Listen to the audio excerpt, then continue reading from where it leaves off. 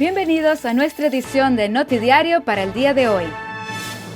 La organización Defensa de los Derechos Humanos, una vez más en comunicado de prensa, ha pedido respeto a los venezolanos que han llegado a la isla de Curazao en situación de refugiados.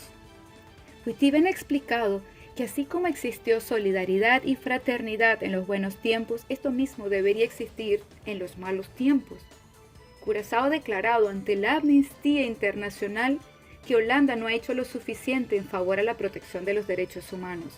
Pero sabemos que Curazao es parte de la comunidad internacional, por lo que es responsable de sus asuntos internos, en lo cual las Naciones Unidas reiteradas veces ha insistido que el hecho de brindar un trato humano y con respeto es una responsabilidad que directamente se encuentra en manos de las autoridades de Curazao.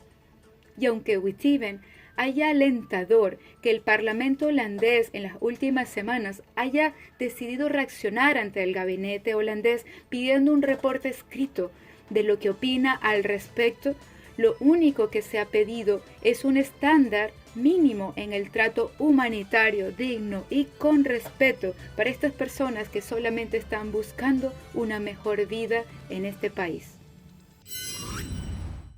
En la madrugada del día sábado, a eso de las 4:53 de la mañana, la policía recibió una notificación de un auto con 2 ocupantes que presentaban serias heridas por armas de fuego. Según el informe preliminar de las investigaciones, las víctimas se trasladaban en su vehículo cuando unos desconocidos dispararon brutalmente en contra de ellos, ocasionando a su vez daños a viviendas y autos en el lugar donde sucedieron los hechos en la calle Turmalina. Las víctimas se encuentran fuera de peligro pero siguen internas en el hospital para su cuidado mientras las investigaciones siguen andando. El Centro Médico de Curazao sigue a la espera de los fondos para reanudar el cuidado de los pacientes provenientes de SVB con previa programación. Ese servicio fue paralizado el mes de septiembre por falta de los mismos, ya que indicaban se reanudaría en el año 2022 al recibir el dinero de parte del Seguro Social.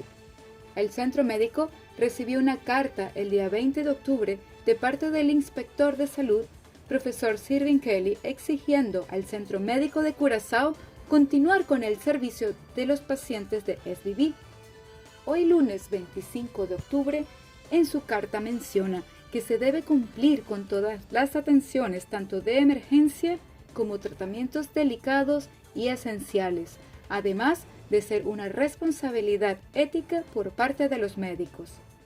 El Centro Médico de Curazao lamenta que se haya llegado a este punto, ya que en diferentes reuniones e instancias se ha abordado el tema, indicando que si se atienden los pacientes del Seguro Social con atención especializada y programada, pueden correr el riesgo de que para el próximo mes se queden sin materiales.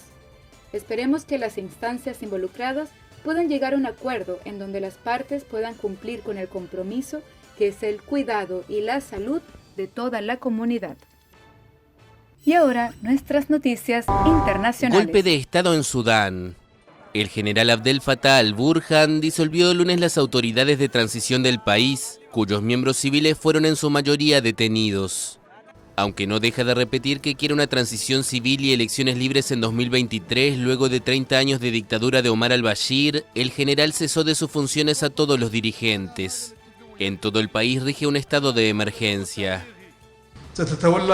Un gobierno competente e independiente se hará cargo del país hasta las próximas elecciones. Se formará respetando y representando a todo el pueblo sudanés.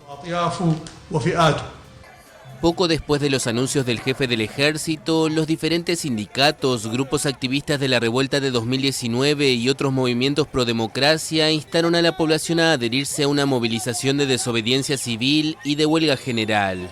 La represión de las protestas pro democracia del lunes ya ha dejado muertos y decenas de heridos entre los manifestantes. La situación llevó a varios gobiernos del mundo a expresar su preocupación. El secretario general de la ONU, Antonio Guterres, condenó el golpe de Estado militar y exigió la liberación inmediata de los dirigentes detenidos.